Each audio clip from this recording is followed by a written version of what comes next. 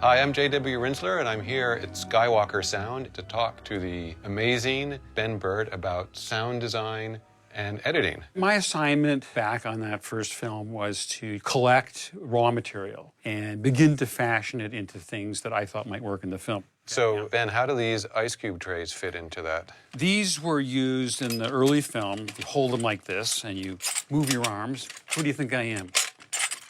C-3PO. C-3PO, right. Come on.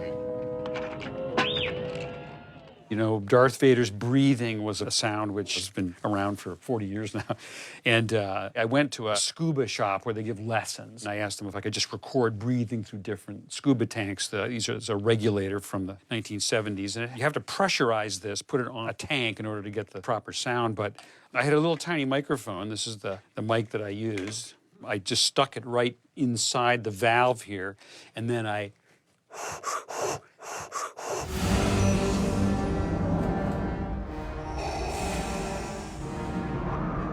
You'd get the clicking and clacking of the valve opening and closing and the air passing through it.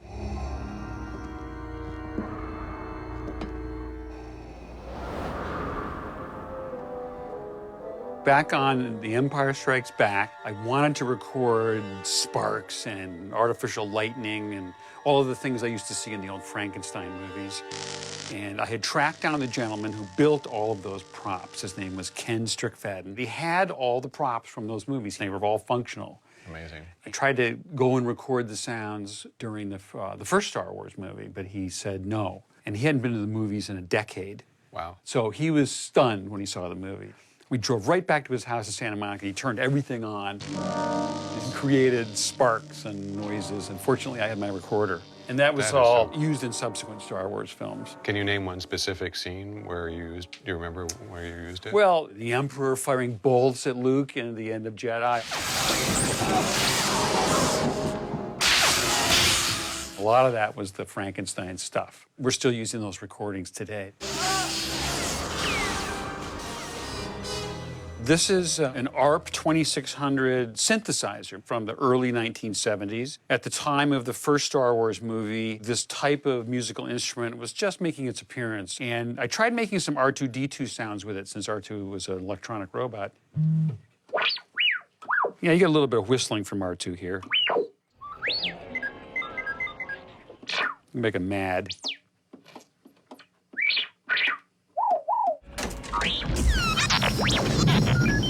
And you can combine my voice with it.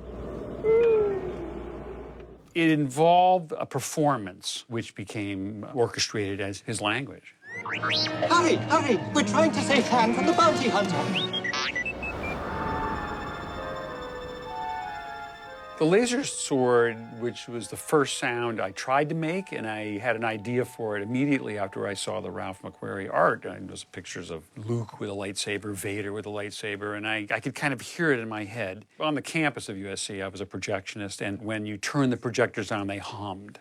I thought that was kind of a magical musical sound, and I recorded that motor hum, and later I added a buzzing sound from the back of my television set, and that became the basis for all the lightsabers.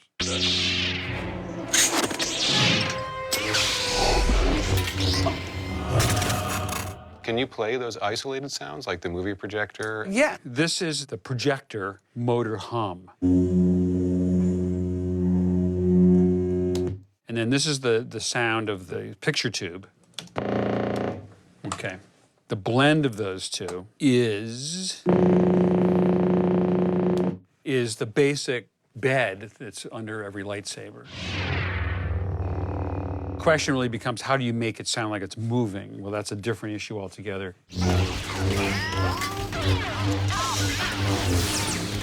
Taking the steady state condition of the sound and then playing that over a speaker, just like we're listening in this room, and then making a new recording of it with another microphone, and swinging the microphone around in front of the speaker produces a Doppler effect.